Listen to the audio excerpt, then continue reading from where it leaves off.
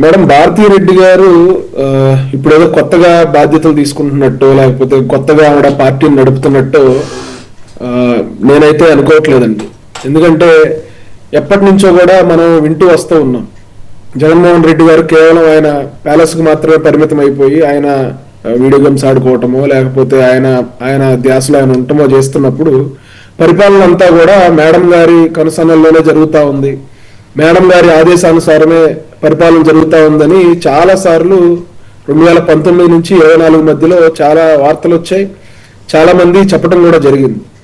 కానీ ఈ రోజున జగన్మోహన్ రెడ్డి గారు కొత్తగా భారతీ రెడ్డి గారిని తీసుకొస్తా ఉన్నారంటే మేబీ ఆయనకి అరెస్ట్ భయం పట్టుకుందేమో అన్న ఒక ఆలోచన కూడా వస్తూ ఉంది. ఎందుకంటే ఈడీ ఎంటర్ అయిపోవటం, మళ్ళీ కేసులు మెడకు చుట్టుకోవటం, అదేవిధంగా ఇప్పుడు లిక్కర్ స్కామ్ ఏదైతే ఉందో దానికి సంబంధించి అనిల్ రెడ్డి గారు, సునీల్ రెడ్డి గారు ఏదైతే బిగ్ బాస్ ఎవరైతే ఉన్నారో ఆయన దగ్గరికి ఇన్వెస్టిగేషన్ వచ్చేసింది అని మనకి వస్తున్న వార్తల సందర్భంగా జగన్మోహన్ రెడ్డి గారు ఏమన్నా ముందస్తు ప్రణాళికగా భారతీ రెడ్డి గారిని ముందు పెట్టి ఆయన రాజకీయం చేద్దామని అనుకుంటా ఉన్నారా అని అనిపిస్తా ఉంది.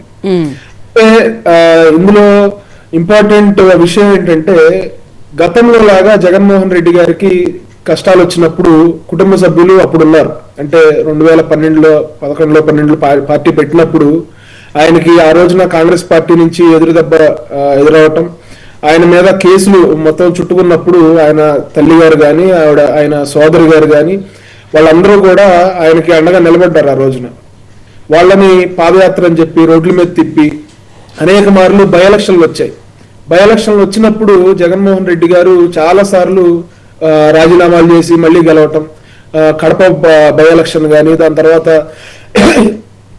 18 మంది ఎమ్మెల్యేలతో రాజీనామాలు చేయించి ఆయన మళ్ళీ ఎలక్షన్లో పోటీ చేసి గెలవటం, ఇదంతా కూడా ఆ రోజున సింపతి వర్కౌట్ అయింది మేడం.